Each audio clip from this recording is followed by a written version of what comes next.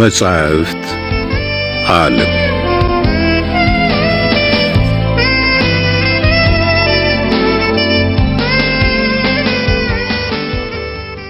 እፎይታ። ደራሲ አሌክሳንደር ዱማስ። ትርጉም ተሾመ ዳምጠው። ተራኪ ደጀኔ ጥላሁን። እፎይታ ዘ ካውንት ኦፍ ሞንቴ ክሪስቶ ክፍል 15።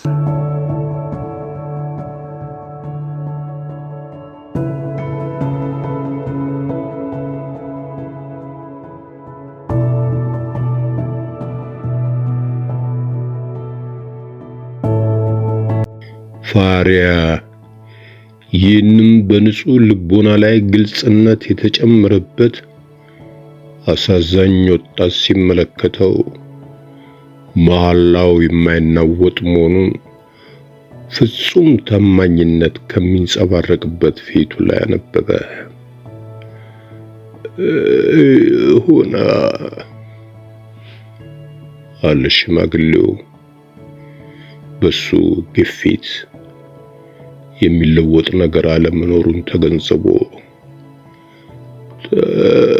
ተቀብየዋለሁ፣ አመሰግናለሁ ካለው በኋላ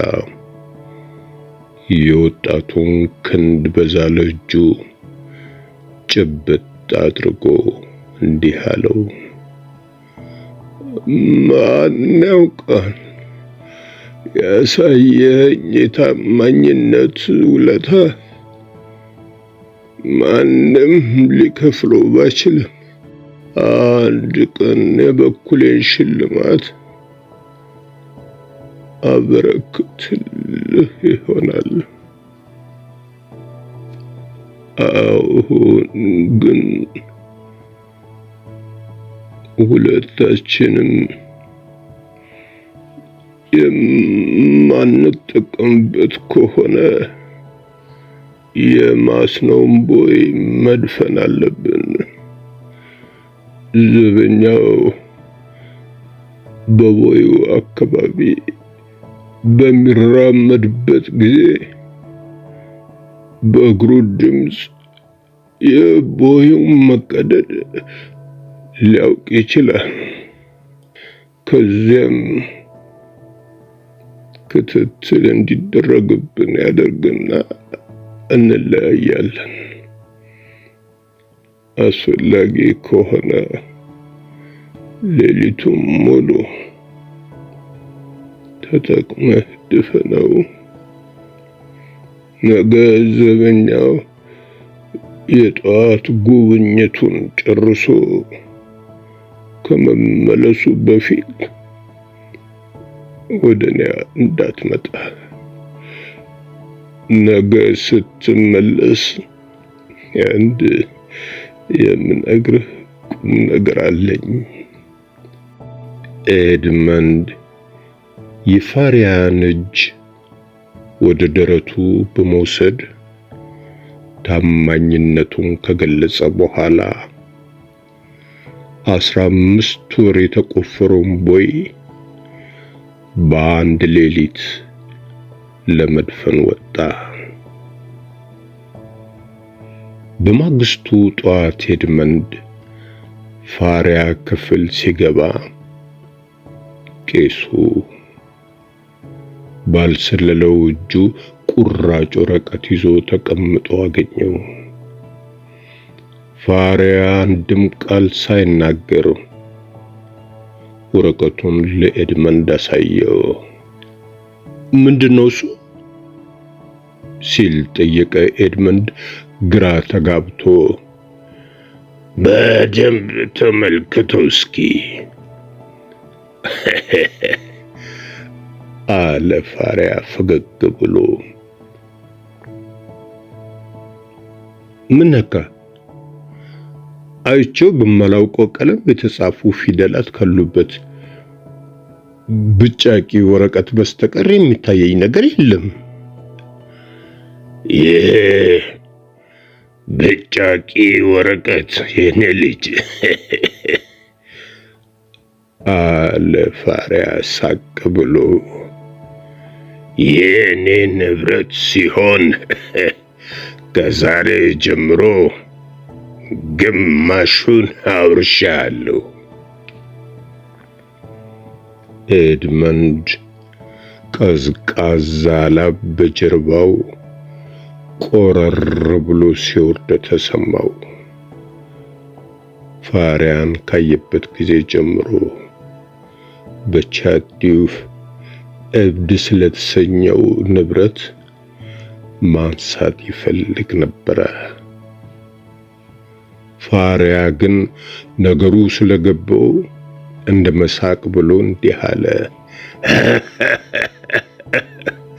ካደነጋገጥ ምን እንደተሰማ ገብቶኛል። ግን አይዞ አትፍራ። እብድ ላለመሆኔ ራስህ ዋቢ ነህ። ይህ ንብረት በእርግጥ አለ።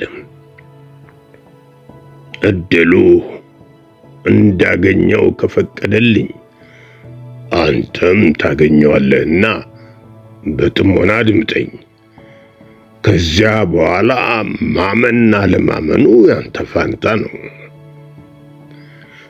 ሰማኝ ወይ? አለ ኤድመንድ ቀበል አድርጎ። ህመሙ በጣም አድቅቆሃል። ትንሽ ብትተርፍ አይሻልም? ታሪኩን ነገ ትነግረኛለህ። ዛሬ ግን እኔ የምፈልገው አንተን ማስታመም ብቻ ነው። በዚያ ላይ አለ ኤድመንድ ፈገግ ብሎ፣ አሁን እኛን የሚያሳስበን የንብረት ጉዳይ አይደለም ነው እንዴ? ነው። በጣም ሊያሳስበን ይገባል አለ ሽማግሌው ነጠቅ አድርጎ። ሶስተኛው ህመሜ ነገ ይነሳ እንደው በምን እናውቃለን? እንዳላመንከኝ ገብቶኛል። ማስረጃ ከፈለክ ለማንም ያላሳየሁትን ይህንን ወረቀት አንብብ። የለም ነገ አለ ኤድመንድ ሽማግሌው እብደት እንዳይቀሰቀስ ሰግቶ። እሺ ውይይቱስ ለነገ ይሁን። ይህንን ወረቀት ግን አሁኑኑ አንብብ። የቄሱ አነጋገርም ሆነ አስተያየት ትዕዛዝ የተቀላቀለበት ይመስል ነበረ። ቆይ አለ ኤድመንድ። አንድ ሰው እየመጣ ነው። እርምጃ ይሰማኛል። መሄድ አለብኝ። ደህና ዋል። የጓደኛውን እብደት ከሚያረጋግጥለት ትረካ በማምለጡ ደስ እያለው እንደ እባብ ተዝለግልጎ በውስጥ ለውስጡ መሽሎክ ያለፈ። ቀኑን ሙሉ የፋሪያን የእብደት ቃላት የሚሰማበትን ሁኔታ ለማስወገድ ሲል በራሱ ክፍል ዋለ። የዘበኛው የምሽት ጉብኝት እንደተጠናቀቀ ግን ፋሪያ የወጣቱን አለመመለስ ተረድቶ ራሱ ወደ ጓደኛው ክፍል ለመሄድ ተነሳ። ኤድመንድ ሽማግሌው በሰለለ እግርና እጁ በዚያ ጠባብ መሽሎኪያ ለማለፍ ሲፍጨረጨር ተመልክቶ በድንጋጤ ክው ብሎ ቀረ። እሱ ካረዳው በስተቀር ፋሪያ በራሷ አቅም መሽሎኪያውን አልፎ ይመጣል ማለት ዘበት ነበረ። ይኸውልህ በአራት እግሬ አንተን ፍለጋ ኳትናለሁ አለ ቄስ ፋሪያ። በአባት አፍቅሮት ወደ ኤድመንድ እየተመለከተ የኔን ለጋስነት አመልጣለሁ መስሎህ ኖሯል። ግን አልሆነልህም። ልብ ብለህ አድምጠኝ። ኤድመንድ ማብለጫ እንደሌለው ተረዳ። ፋሪያ አልጋው ላይ እንዲቀመጥ ጋብዞት ራሱም ከፊት ለፊቱ በርጩማ ላይ ተቀመጠ። እንደምታውቀው በማለት ፋሪያ አስገራሚውን ንግግሩን ጀመረ። እኔ የስፓዳ መስፍን ጸሐፊና የቅርብ ባልንጀራ ነበርኩ። በዚያ የተከበረ መስፍን አማካኝነት ነበረ በዚች ዓለም ያሳለፍኩትን ደስታ ሁሉ ለማየት የበቃሁት። መስፍኑ እምብዛም ባለጸጋ አልነበረም። የቤተሰቡ ሀብት ግን በሰፊው የሚነገርለት ከመሆኑም በላይ በተለምዶ ቱጃር ከሆኑ አይቀር እንደ ስፓዳ የሚል ረግረጋ ነበረ። የመስፍኑ ቤተ መንግስት የኔ ገነት ነበረ። የእህትና የወንድሞቹን ልጆች ሳስተምርለት ከኖርኩ በኋላ እነዚህኑ ልጆች ሞት ስለፈጃቸው በዚች ዓለም ብቻውን በመቅረቱ ራሴን ለፍላጎቱ መሟላት አሳልፌ በመስጠት ውለታውን ከፈልኩ። የመስፍኑ ቤት ለኔ የተደበቀ ነገር አልነበረውም። ብዙ ጊዜ መጽሐፍትን በጥንቃቄ ሲመረምርና በአቧራ የደለቡ የቤተሰብ መዛግብትን ሲያገላብጥ አየው ነበረ። አንድ ቀን በእንዲህ አይነቱ የማይረባ ስራ ተጠምዶ ሌሊቱን ስላነጋ ሰውነቱ ዝሎና ተሰላችቶ በማየቴ በምሬት ተቆጣሁት። እሱ ግን የፌዝ ፈገግታ አሳይቶኝ በሮም ከተማ ታሪክ ላይ የተጻፈ መጽሐፍ ገለጠ።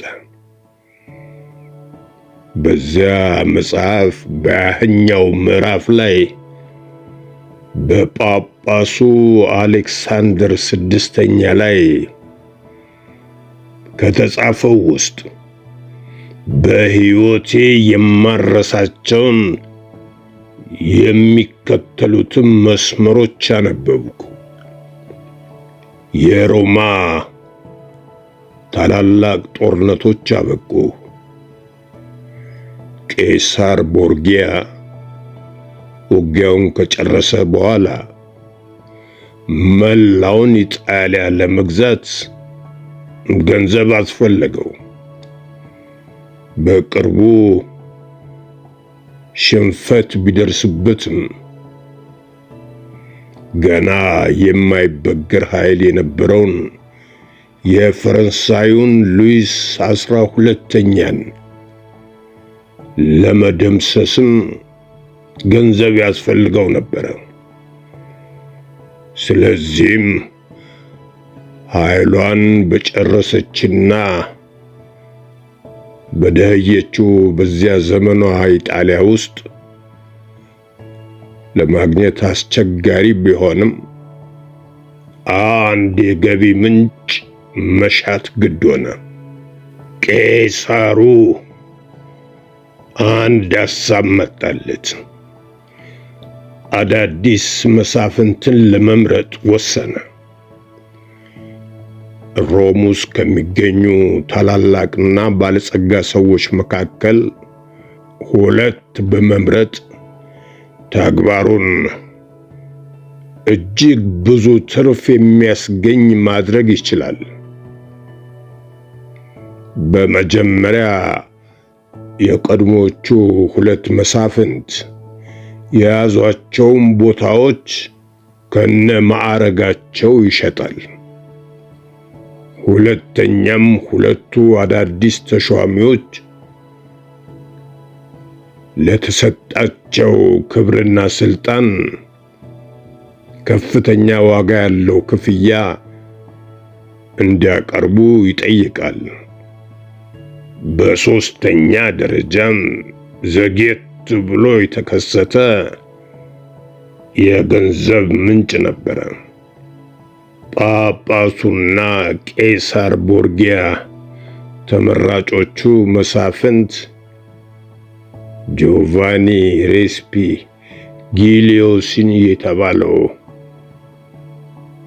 4 ታላላቅ ስልጣኖችን ለብቻው ደርቦ ይዞ የነበረውና ቄሳር ስፓዳ የተባለው በሮም ውስጥ ከሚገኙት የተከበሩና በሀብታቸው የገዟቸው ሰዎች መካከል አንዱ የሆነው ሰው መሆናቸውን ተረዱ። ቄሳር ቦርጊያ ወዲያውኑ የሚለቀቁትን ቦታዎች የሚገዙ ሰዎች አገኘ። በውጤቱም ሮስፒ ጊሊዮሲንና ስፓዳ መስፍን ለመሆን ክፍያቸውን ፈጸሙ። ሌሎች 8 ሰዎችም ሮስፒ ጊሊዮሲንና ስፓዳ የለቀቋቸውን ስፍራዎች ለመተካት ክፍያ አደረጉ። አሁን 3ኛውን የትርፍ ምንጭ እንመልከት። ጳጳሱ ሮስፒ ጊሊዮሲንና ስፓዳን መስፍኖች ካደረገ በኋላ ለሹመታቸው ክፍያቸውን በመፈጸም ተቀማጭነታቸውን ሮም ከተማ ለማድረግ ይችሉ ዘንድ ንብረታቸውን በሙሉ ማሰባሰባቸውን ሲያስተውል እሱና ቄሳር ቦርጊያ የራት ግብዣ አደረጉላቸው። ይህ ሁኔታ በሁለቱ አዛዦች መካከል ውዝግብ አስነሳ። ቄሳር ቦርጊያ ሁልጊዜም በቅርብ ጓደኞቹ እጅ ስር የሚገኘውን መሳሪያ እንዲጠቀሙ ይፈልግ ነበር። መጀመሪያ አንዳንድ ሰዎች ቁም ሳጥን እንዲከፍቱበት ተጠይቀው የሚሰጣቸው የታወቀ ቁልፍ ነበር። ቁልፍ በሰሪው ቸልታ ምክንያት በአንድ በኩል ሹል ነገር አለው። የቁም ሳጥኑ ቁልፍ ለመክፈት አስቸጋሪ ስለሆነ ከፋቹ ሰው ቁልፉን ወደፊት በሚጫንበት ወቅት መርዝ የተቀባው ሹል ብረት ስለሚወጋው በሚቀጥለው ቀን ይሞታል። ሁለተኛው ዘዴ ደግሞ የአንበሳ ጭንቅላት የተቀረጸበት የጣት ቀለበት ነው። ቄሳሩ ሊያጠቃው የሚፈልገውን ሰው በሚጨብጥበት ወቅት ቀለበቱን መርዝ ቀብቶ ስለሚያደርግ የአንበሳው አርማ የሰውየውን እጅ በስቶ ይገባል። ሰውየውም በ24 ሰዓት ውስጥ ለሞት ይዳረጋል። ስለዚህ ቄሳር ሁለቱ አዳዲስ ተሿሚ መሳፍንቶች ቁምሳጥን እንዲከፍቱ እንዲጠየቁ ወይም እጃቸውን በቀለበቱ እንዲጨብጡ ይደረግ ዘንድ ጳጳሱን ይጠይቃል። የጳጳሱ የአሌክሳንደር ስድስተኛ መልስ ግን እንዲህ የሚል ነበረ። ያሰብነው ገንዘብ ተመልሶ ሲሄድ ይታዩኛል። የቁልፉም ሆነ የቀለበቱ ተልእኮ ውጤት የሚያሳየው ከአንድና ከሁለት ቀን በኋላ ነው። ለምን በምናቀርብላቸው ራት ላይ የልባችንን አንሰራም? ቄሳሩ በጳጳሱ ሐሳብ ተስማምቶ የራት ግብዣው ስነ ሥርዓት ተጀመረ። ሮስፒግሊዮሲ በአዲሱ ሹመቱ ከመደሰቱ የተነሳ ሆዱንም ሆነ ፈገግታውን አዘጋጅቶ ነበር የቀረበው። ከወንድሙ ልጅ በስተቀር ማንንም የማያቀርበውና የማያምነው ጠንቃቃው ስፓዳ ግን ኑዛዜውን በጽሑፍ ካሰፈረ በኋላ የወንድሙ ልጅ ከግብዣው ቦታ ቀድሞ ገብቶ እንዲጠብቀው መልእክት ላከ። ዳሩ ግን መልእክተኛው የስፓዳን የወንድም ልጅ በወቅቱ ሊያገኘው አልቻለም። ስፓዳ ወደ ግብዣው ስፍራ ሲደርስ ጳጳሱ በጉጉት ይጠብቁት ኖሯል። እሱ ግን በመጀመሪያ አይኖቹ በወንድሙ ልጅ ላይ አረፉ።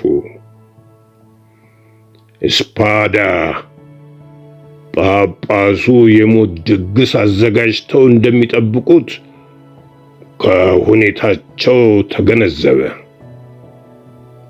ማምለጫ ግን አልነበረውም። ራት ተጀመረ። ስፓዳ የወንድሙን ልጅ ሊጠይቅ የቻለው መልእክቴ ደርሶሃል የሚል ጥያቄ ብቻ ነበረ።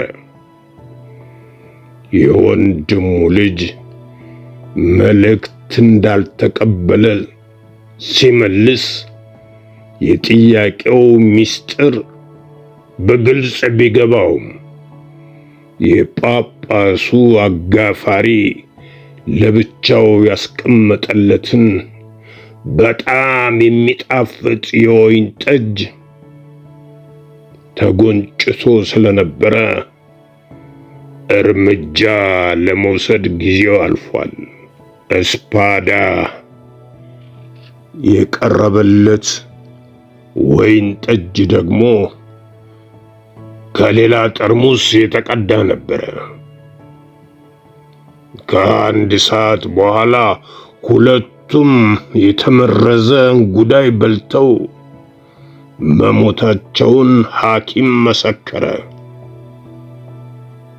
ስፓዳ የራት ግብዣው ከተከናወነበት ቤት በራፍ ላይ ወደቀ። የወንድሙ ልጅ ግን እንደምንም ከቤት ከደረሰ በኋላ ለሚስቱ አንድ ምልክት አሳይቷት ሞተ። ሚስቱም መልእክቱን ሳትረዳለት ቀረች። ቄሳሩና ጳጳሱ ወረቀቶቹን የሚፈልጉ በመምሰል የኑዛዜውን ጽሑፍ በእጃቸው ለማስገባት ተጣደፉ። ኑዛዜው ግን ውድ አጎቱን እንዲያስታውስባቸው ካዝናዬንና መጽሐፎቼን ይኸው ወርቁን ከዝራ ጨምሬ ለምወደው የወንድሜ ልጅ አውርሼዋለሁ የሚሉ ቃላት ብቻ የተጻፈበት ቁራጭ ወረቀት ነበረ። ወራሾቹ አንድም ቦታ ሳይቀራቸው ፈለጉ። የቤት ዕቃውንም ወሰዱ።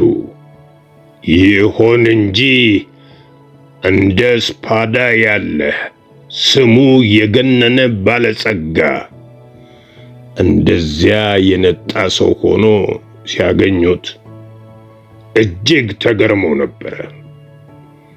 ቄሳር ቦርጊያና ጳጳስ አባቱ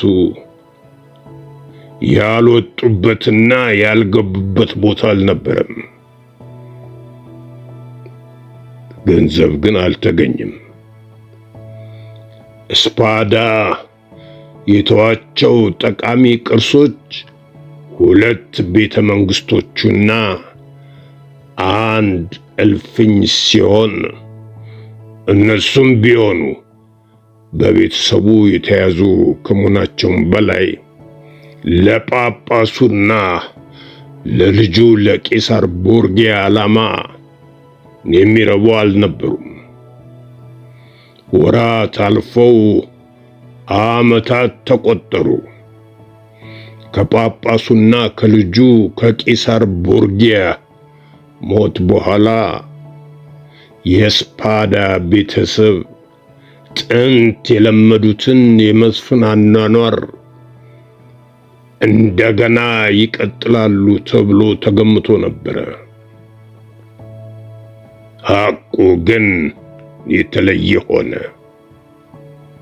ምቾት የሚባል ያላያቸው ከመሆኑም በላይ ያ የሚወራለት የሀብቱ ክምችትም ከምስጢርነት አላለፈም። ከአባቱ ይበልጥ ስግብግብ የነበረው ቄሳር ቦርጊያ የሁለቱንም ሰዎች ጥረት ደርቦ እንደወሰደ ሐሜታው ይናፈሳል። ሁለቱ ያልኩት መስፍን ሮስፒግሊዮሲ ያደረገው ጥንቃቄ ስላልነበረ ወዲያውኑ በመሞቱ ነው። እስካሁን አለ ቄስ ፋሪያ የኤድመንድን አትኩሮት ከገመገመ በኋላ ፈገግ እንዳለ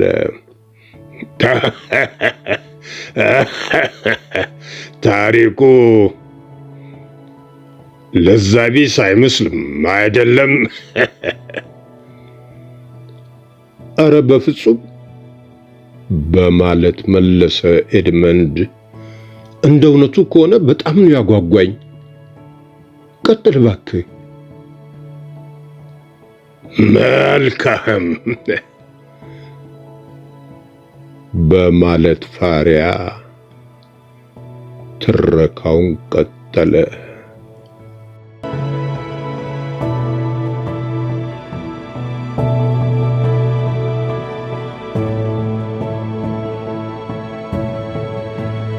በትረካው ከተደሰቱ ሰብስክራይብ፣ ላይክ እና ሼር ያድርጉ። እናመሰግናለን።